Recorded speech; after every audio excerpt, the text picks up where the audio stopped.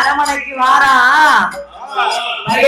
அரும்பு வீச உரும்பு பார்வை உருட்டு மொழியில் மேலுக்கு திருட்டு மொழி என்ன மொழி உருட்டு மொழியிலையும் திருட்டு மொழி பாருங்க.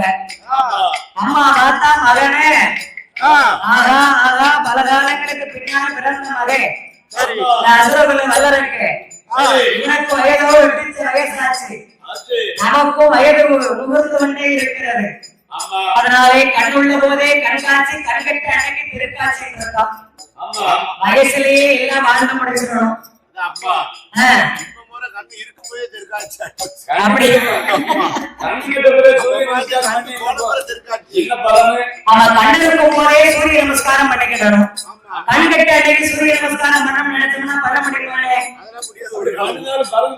அது பலன் கிடைக்காது. அதனால கடவுளை அடைத்தா மன்னவா அருளமுறை ராஜமன்னா ஒரு மகனான அரக்கடைக்கு யாருக்கு ஒரு மகனான அரக்கடைக்கு வயது 16 வயதாச்சு 8 வயசு 1000 மல கலைகள் அத்தனையும் படிச்சுட்டு இருக்கா.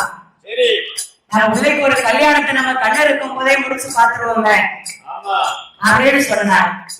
அப்ப சொன்னார் சிவகாமரன் அம்மா ரத்தக்கண்ணி கல்யாணம் முடிக்கணும்னு சொல்றது அதை கேட்கவும் ரொம்ப எளிமையாக இருக்கு அழகாகவும் இருக்கு. ஆனா நம்ம பிள்ளைக்கு வயசு 8 வயசு 16 நடக்கும். எந்த ஒரு காரியத்தை தொட்டாலும் 16 அது ஒரு பெரிய அதிர்ஷ்டம் என்று உலகத்துல பேசுறாங்க. அது என்ன அதிர்ஷ்டம்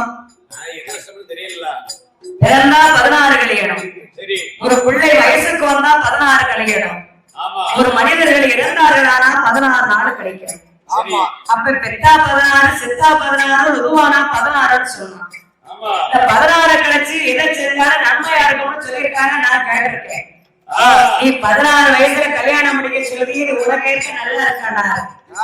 அப்ப அதுக்கு அந்த அம்மா சொல்லுங்க பாருங்க பாருங்க 16 ஆகாத உலகத்துல யாரு சொன்னா ஆண்டு பெரியோர்கள் இருக்கிறாங்க. கல்யாண மணமேடையில் இருக்கும் கல்யாண மாப்பிள்ளைக்கும் பெண்ணுக்கும் விபூதி பூசும் போது பாத்திருக்கீங்களா நீங்க? அப்பா ஏ பேர பிள்ள அது நிக்காது. நீங்க 2 பேரும் 16 பெற்று இந்த உலகத்துல பெருவாழ்வு வாழ்கப்பா. வாழணும் 16 செல்வங்களை பெற்று பெருவாழ்வு வாழ்கன்னு சொன்னார். 16 பெற்றுனா 16 பிள்ளைகளை பெற்றா என்னவும் குடும்பம் பெருத்துரும். பெரிய குடும்பம் பெரிய குடும்பமாயிருமா? 16 பெற்றா நம்ம ஆண்டியே போக வேண்டியது. 5 பெற்றாலே அரசு ஆண்டிட்டாங்க. 16 பெற்றா அப்ப என்ன ஆகும்? வாழ முடியாது வாழ முடியாது. அதனாலே அவனுடைய 56 தேசத்து அரசர்களுக்கு முன்னால் 16 பெற்று பெருமாள் வாழ்க வேண்டும் சொன்ன பழமொழிக்கு இணங்கி அசுரகுல அரக்கடைக்கு 16 வயதிலேயே அவரை திருமணம் சூட வேண்டும் என்று அரக்கனுக்கும் முறப்பெண்ணாகிய பவளக்கண்ணி என்ற பெண்ணை அழைத்து பேசி முடித்து அரக்கனுக்கும் பவளக்கண்ணியாளுக்கும் வைகாசி மாசம் வசந்த காலத்திலே அவனுக்கு அழகாக திருமணத்தை நடத்தி வைத்தார். பவளக்கண்ணி என்ற பெண்ணை அரக்கன் திருமணம் செய்து அன்னைக்கு பொழுது சாய்ந்த நேரத்திலே அவனுக்கு மகுடம் சூட்ட விழா. மகுடம்னா என்னன்னு ராஜா மந்திரிக்கு சுட்டுவாங்கல்ல, ராஜா மந்திரி மன்னனுக்கு சுட்டக்கூடியது மகுடம். அந்த மகுடமுடியை அஷ்ட குலவருவார் கையில் எடுத்தார். அவர் அன்னைக்கு பார்க்கும்போதுதான் நல்லா தான் இருந்துச்சு நேரம். இன்னைக்கு மணிமகுடத்தை தொட்டார்ல, ஆகாதான் அஷ்டமி நவமி தெரிஞ்சுக்கிட்டு இருக்கு. நேரமே அஷ்டமி நவமி தொட்டா துளங்காது, தோட்ட வச்சா காய்க்காது. எவ்வளவுதான் தண்ணி ஊத்துங்க, மாசுல வளர்க்க அவ்வளவுதான். அதான நடக்கும். அதனால பாருங்க, அஷ்டமி நவமியை மாறாம அரசோடைய தலையிலே மகுடமுடி சூடி வைத்து செல்வோரை அப்பா ரிஷபகாவரன் கை கொடுத்தார். அவரே, நீ அசுரகுல வல்லரக்கா, உங்க அப்பா எப்படி இந்த நாட்டை ஆண்டாரோ அது போல நீயும் நீதி தவறி விடக்கூடாது, நேர்ம வழி பெசரிடக்கூடாது, மன நீதி தவறக்கூடாது. மன்னன உலகத்துக்கெல்லாம் நீதான் இனி மகுடமுடி ராஜம் மன்னன். அரக்கா அரக்கா அரக்கா என்று செங்கோலை கையிலே கொடுத்தார். செங்கோல் கைபிடித்து மணி மகுடத்தை சூடி அப்பாவுக்கு பின்னால் அசுரகுல வல்லரக்கன் சபை மேடையிலே போய் அமர்ந்திருந்து இன்னாரும் மகனுக்கும் காரணமான அரசாட்சி செய்து கொண்டிருக்கிறார். அதெல்லாம் புள்ள அப்பா வேற கெடுக்கலாம் புள்ள, அப்பா வேற என்ன செய்யணும், காப்பாற்றணும், எடுக்கணும். எப்படி சொல்லணும், இன்னார் பிள்ளைக்கு காரணமான பேர் வாங்கணும், அதான உலகம். அதை போல அப்பா எப்படி ஆண்டாரோ அதுல இருந்து பன்மடங்கு நீதி, நேர்மை, தயவு, தாட்சண்யம், தெய்வபக்தி, இரக்கக்குணம் வந்தவர்களை வாங்கன கேட்க யாராருக்கு எதை கொடுக்கணுமோ அத்தனையும் செய்து அரசு பரிமணியிலே பணிபுரிந்து அழகாக அரசு பரிமாறம் செய்திருக்கிறார். அப்படி எத்தனை வருஷம் எந்த ஒரு தொழிலை தொட்டாலும் எந்த மனிதனா இருந்தாலும் 12 வருஷம் தான் ஒரு வேலை ஆட்டம். ஒரு குறிப்பிட்ட காலம் தானே ஓடி ஓடி ஓடி ஓடி பார்க்கலாம். எதையுமே காற்று அடிக்கும் போது என்ன செய்யணும், பொலியை தூத்திக்கிடணும். காற்று அடிக்கலன்னா பொலியை தூத்த முடியாது. அதனால 12 வருஷமும் அழகாக அரசு பரிமாறம் செய்து பகுதி கப்பம் காணிக்கைகளை வாங்கி அசுரகுல வல்லரக்கன் சிறப்பூராண்டான். 12 வருட காலத்திற்கு பின்னாலே அஷ்டமி நவமி அரக்கனை எப்படி பார்க்கிறானா, ஐயா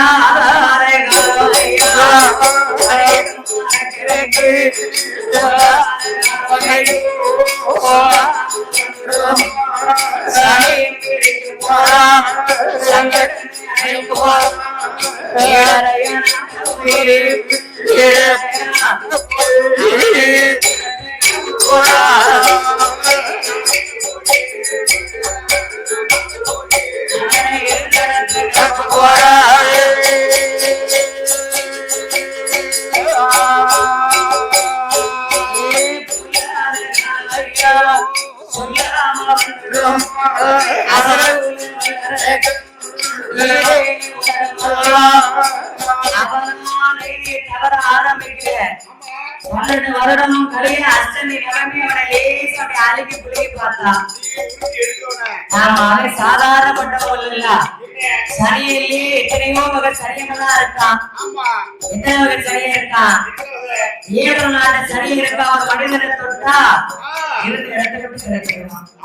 சிறும சரியன்னு ஒருத்தர் இருக்கான், நம்ம சீர கொலைக்கினா விட மாட்டான். அட்டம சரியன்னு ஒருத்தர் இருக்கான், நம்மள ஆட்டி படைப்பான். இருக்கிற ஆட்டிடுவான்.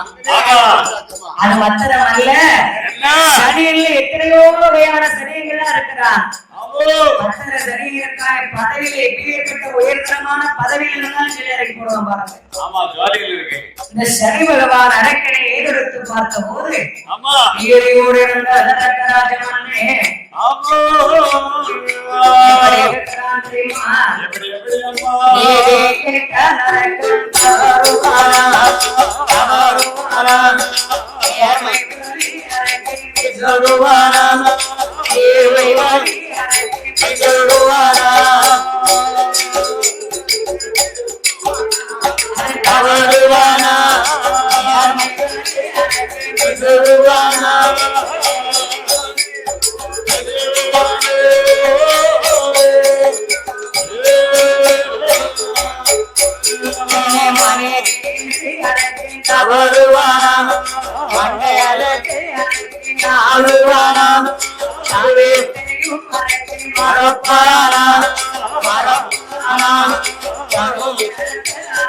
ஐயப்பா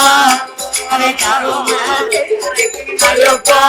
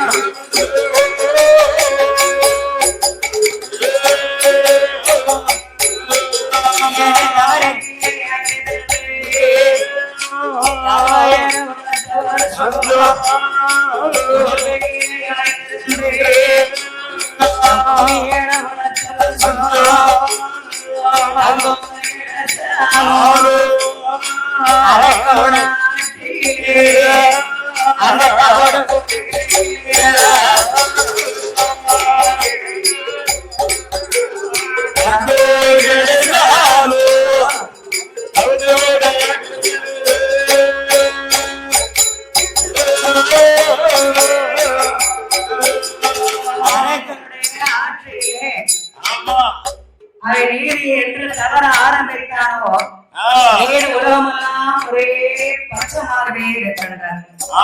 சாரமனை ஒளியவில்லை, சிரமணவு சாய்க்கவில்லை, ஓரமனை ஒளியவில்லை, குற்றல் சம்பா விளையவில்லை, பருவமனை ஒளியவில்லை, பரிசனை விளையவில்லை. அப்பேற்பட்ட பஞ்சமியா அந்த பஞ்ச காலத்துல யாராலையும் பகுதி கொடுக்க முடியுமா?